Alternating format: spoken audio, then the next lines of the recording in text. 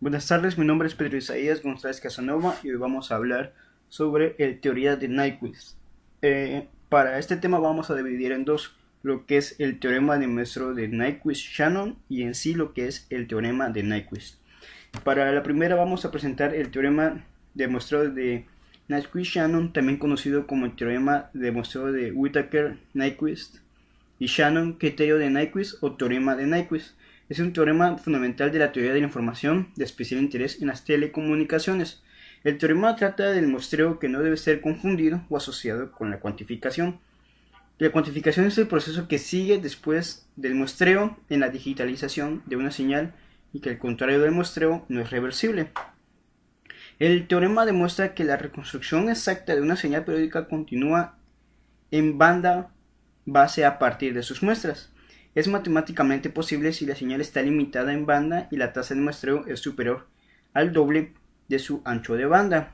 ¿Qué quiero decir con esto? Que si la información completa de la señal analógica original que cumple el criterio anterior está descrita por la serie total de muestras que resultaron del proceso del muestreo, no hay nada por tanto que la evolución de la señal entre muestras que no esté perfectamente definido por la serie total de muestras. El ingeniero sueco Narry Nyquist formuló el siguiente teorema para obtener una grabación digital de calidad. Decía que la frecuencia de muestreo mínima requerida para realizar una grabación digital de calidad debe ser igual al doble de la frecuencia de audio de la señal analógica que se pretenda digitalizar y grabar. ¿Qué quiero decir? Que la tasa de muestreo se debe realizar al menos al doble de la frecuencia de los sonidos más agudos que puede captar el oído humano, que son los 20.000 Hz por segundo. Por ese motivo se escogió la frecuencia de 44,1 kHz como tasa de muestreo para obtener la calidad de CD, pues al ser un poco más del doble de 20 kHz incluye las frecuencias más altas que el sentido del oído puede captar. Ahora, para la parte del teorema de Nyquist, el teorema de Nyquist fue desarrollado por Harry Nyquist, quien afirmó que una señal analógica puede ser reconstruida sin error a partir de muestras tomadas en iguales intervalos de tiempo. La razón de muestreo debe ser igual o mayor al doble de su ancho de banda de la señal analógica. La teoría de muestreo define que para una señal de ancho de banda limitado, la frecuencia de muestreo, que va a ser nuestra FM, debe ser mayor que 2 veces al ancho de banda, que va a ser B, que esta va a ser medida en Hz. Supongamos que la señal debe ser digitalizada, va a ser la voz. El ancho de banda de la voz es de 4000 Hz aproximadamente. Entonces su razón de muestreo será 2 por B, va a ser igual a las 2 por los 4000 Hz, que va a ser igual a los 8000 Hz, equivalentes a 8000 muestras por segundo.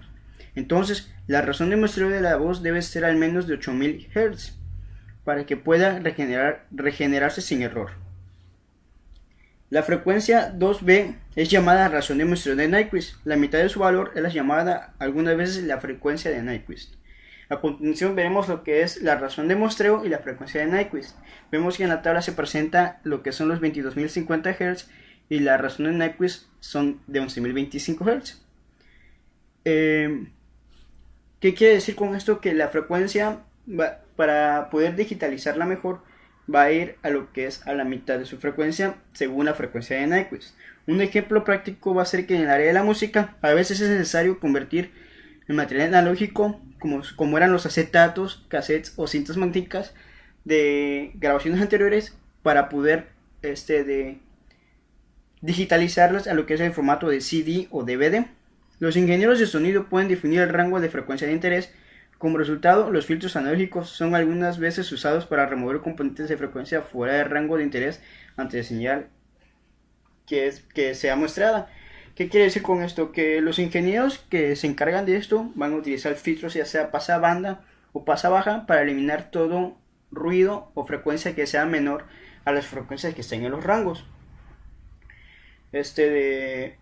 Un ejemplo de esto es el oído humano.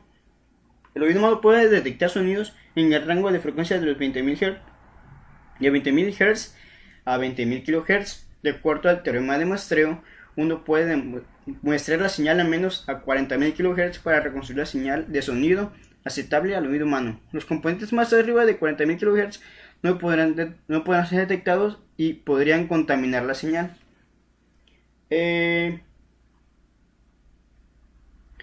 Y eso sería todo por lo que es la teoría de Nyquist, que nos dice que una señal analógica puede ser convertida a la perfección a una señal digital, siempre y cuando tengamos nosotros lo que son